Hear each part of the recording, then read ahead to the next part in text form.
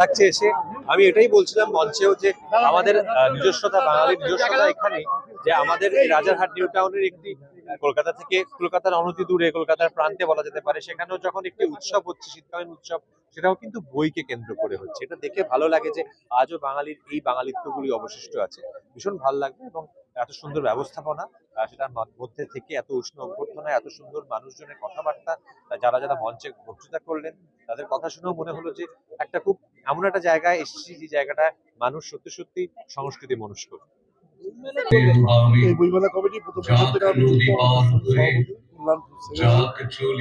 প্রথম বছর থেকে আমার রাজারহাটের সবচেয়ে রাজারহাটে বইমেলা ছিল, চেয়ারম্যান ছিলাম। বাগিয়াটি বইমেলা এখন চলছে, কিন্তু আমাদের রাজারহাটের হচ্ছে কোনো বইমেলা ছিল। এই বইমেলা তারপর থেকে প্রসার ইত্যাদি, এখানকার মানুষের কালচার, কৃষ্টি সবটা মিলিয়ে সমস্ত অংশের নন পলিটিক্যাল মানুষ, শিক্ষিত মানুষ সবাইকে নিয়ে আমরা এই কমিটি করে এটা করছি।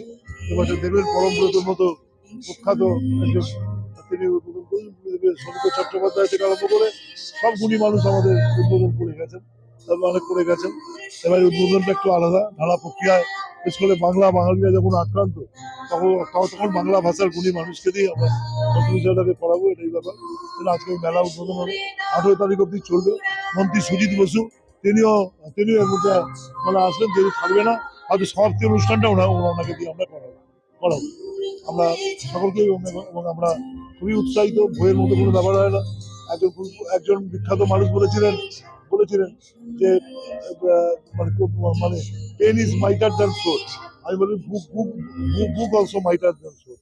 সোর্ডের থেকে বই হচ্ছে শক্তিশালী, বই হচ্ছে মানে বিশাল। দেখুন কোরআন বই, গীতা বই, বাইবেল বই, এবং সবটা কিন্তু পানের উৎস, যে যেটা বিশ্বাস করে।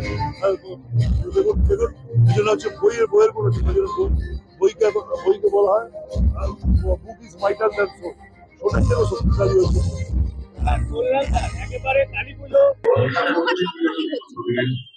দেখুন, রাজারহাট মানেই একটা সাংস্কৃতিক জায়গা, সাংস্কৃতিক মনোপ্রাণ মানুষ, এবং রাজারহাট বলেই রাজারহাট এসব আমাদের কোনো কৃতিত্ব নাই।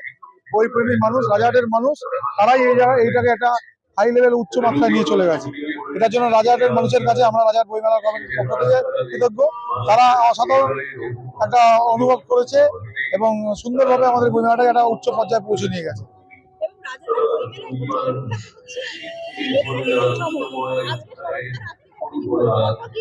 প্রচুর সেলিব্রিটি আছে আমাদের। সুজিত বোস আমাদের মাননীয় মন্ত্রী, আমাদের প্রধান উপদেষ্টা, আমাদের বিধায়ক তাপস চট্টোপাধ্যায়ের সভাপতিত্বে প্রথম যখন আমরা শুরু করি, খুব প্রতিকূলতার মধ্যে দিয়ে শুরু করেছিলাম রাজারহাট বইমেলা। বিধায়ক তাপস চট্টোপাধ্যায়ের আমি নিজে মিলে উদ্যোগ নিয়ে শুরু করেছিলাম। তখন অনেকে বলেছিল রাজারহাটের বইমেলা কি হবে, কোনোদিন মানুষ সাড়া দেবে না, কিন্তু এখন ব্যাপক সাড়া। এবং বই মানে রেকর্ড শুনে আমার উত্তর 24 ঘন্টার মধ্যে আমরা সবচেয়ে সেরা বই বিক্রি করি। এটা আমাদের কাছে বড় প্রাপ্তি যে মানুষ বইমুখ হচ্ছে মোবাইলের যুগে। আর সেলিব্রিটি আমাদের প্রত্যেকদিনই আছে, যারা শিল্পী আছে প্রত্যেকেই বাংলা সারেগামা চ্যাম্পিয়ন রান্নার শিল্পীরা আছে। এছাড়া আমাদের বসে আঁকা প্রতিযোগিতা আছে, বাচ্চাদের কুইজ কন্টেস্ট আছে, আবৃত্তি প্রতিযোগিতা, সমস্ত রকম প্রোগ্রামই আছে। টোটাল 75টা স্টল 18ই জানুয়ারি পর্যন্ত, 3টে থেকে রাত 9:30।